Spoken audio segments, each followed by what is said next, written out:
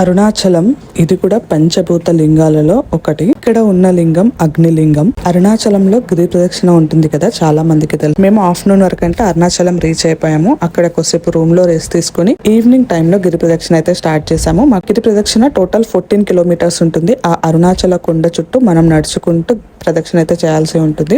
గిరి ప్రదక్షిణ చేసేటప్పుడు మనం తీసుకోవాల్సిన టిప్స్ అండ్ ట్రిక్స్ ఏంటో ఈ వీడియోలో చెప్తాను. ముఖ్యంగా నాలా పిల్లలతో వెళ్లే వాళ్ళ కోసం ఇక్కడ స్ట్రాలర్స్ అయితే అవైలబుల్ గా ఉన్నాయి. సో మనకి టెంపుల్ నుంచి కొంచెం ముందుకు రాగానే చాలా షాప్స్ అయితే ఉన్నాయి. సో వాళ్ళు ఒక్కొక్కరు ఒక్కో రేట్ చెప్తున్నారు. ఇద్దరు పిల్లలు ఉన్నారు కాబట్టి నేను మంచి స్ట్రాంగ్ ది తీసుకోవాలనుకున్నాను. అండ్ ఉన్న దాంట్లో పెద్దదైతే తీసుకున్నాను. నాకైతే వాళ్ళు చెప్పడం 500 అన్నారు. అయితే 400 కి అయితే ఇచ్చారు. చక్కగా మంచిగా ఇద్దరు పిల్లల్ని కూర్చోబెట్టేసుకుని నా ప్రదక్షిణ అయితే కంప్లీట్ చేసేసుకున్నాను. గిరి ప్రదక్షిణ చేసే వాళ్ళైతే ఈవినింగ్ టైమ్ లో 4 కి అలా స్టార్ట్ చేయడం మంచిదన్నమాట. ఎందుకంటే మనకి చీకటి పడక ముందే త్వరగా కంప్లీట్ చేసుకోవచ్చు. 5 to 6 అవర్స్ పడుతుంది గిరి ప్రదక్షిణ కంప్లీట్ చేసుకోవడానికి. సో పిల్లలు ఉంటారు కాబట్టి బిఫోర్ 9 కంప్లీట్ చేసుకోవడం చాలా బెటర్. మేము కొంచెం లేట్ గా స్టార్ట్ చేసాం. అంటే 6:30కి అట్లా స్టార్ట్ చేయడం వల్ల మా ప్రదక్షిణ కంప్లీట్ అవ్వడానికి 11 అయితే అయింది. ఇప్పటికి పిల్లలు పడుకుండిపోయారు. అందుకే కొంచెం ముందుగా స్టార్ట్ చేయడం చాలా బెటర్. పిల్లలు ఉన్న వాళ్ళు ఒకేసారి స్పీడ్ గా నడవకుండా స్లోగా నడవడం ఇంకా బెటర్ అన్నమాట. మెల్లిగా ప్రశాంతంగా నడుస్తూ ఉంటే అసలు కాళ్ళ నొప్పి అని తెలియదు. ఫస్ట్ 10 కిలోమీటర్లు ఒకలా ఉంటుంది. ఆ